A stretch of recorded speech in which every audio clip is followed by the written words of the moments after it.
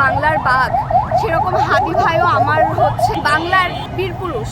ভাই কখনো প্রশাসনিক প্রোটেকশন নিয়ে বের হতেন না, তিনি সাধারণ মানুষের মতো বের হতেন। তিনি বলেছিলেন যে তিনি ঢাকা ৮ আসনে কখনো চাঁদাবাজি হতে দেবেন না। ভাই ফিরে এসে ঢাকা ৮ আসনে নির্বাচন করুক, সামনে সংসদে যাক।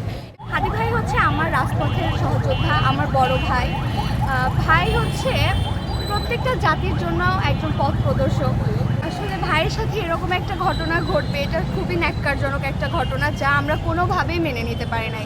আমরা সাধারণ শিক্ষার্থীরা আমাদের ভিতরে চলতেছে, ভিতরে যা জগন্ত ভিতরটা একদম দগ্ধ হয়ে গেছে। ভাইয়ের এইরকম একটা হামলা আমরা এটা মেনে নিতেই পারি নাই। আমার ভাই হচ্ছে বীর।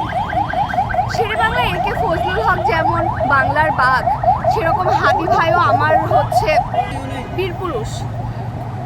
আপনারা দেখবেন যে ভাই কখনো কোনো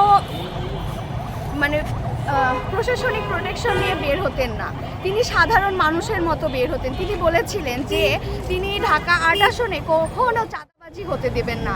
তার এই কথা, তার প্রত্যেকটা কথা ভাই আমরা প্রত্যেকটা হাদি বাস্তবায়ন করব। ঢাকা ৮-এ কখনোই আর চাঁদাবাজি দেখা যাবে না। আমার ভাই আজকে জীবন মৃত্যুর সাথে লড়ছে, আপনারা সবাই তার জন্য দোয়া করবেন। হাদি ভাই ফিরে আসুক, ভাই ফিরে এসে ঢাকা ৮ আসনে নির্বাচন করুক, সামনে সংসদে যাক। এবং তিনি বলেছিলেন যে যদি কখনো কোথাও তিনি যদি চাঁদাবাজি হতে দেখে বা দুর্নীতি হতে দেখে, সে যে রাজনৈতিক দলেরই হোক, তিনি হচ্ছে তার প্রতিবাদ করবেন, তা তিনি সংসদে বলবেন। তো যাই হোক, যারা আমার ভাইকে মেরে ফেলার চেষ্টা করেছে তাদেরকে বলতে চাই যে আপনারা কখনোই আমার ভাইকে মারতে পারবেন না, কারণ আমরা হাদি হয়ে জন্ম নিয়েছি। যদি তার কিছু হয়েও যায়, আরও 10টা হাদি, আপনারা কি তাদেরকে প্রতিরোধ করতে পারবেন? পারবেন না। আমরা হাদি ভাইয়ের স্বপ্ন বাস্তবায়ন করেই ছাড়বো।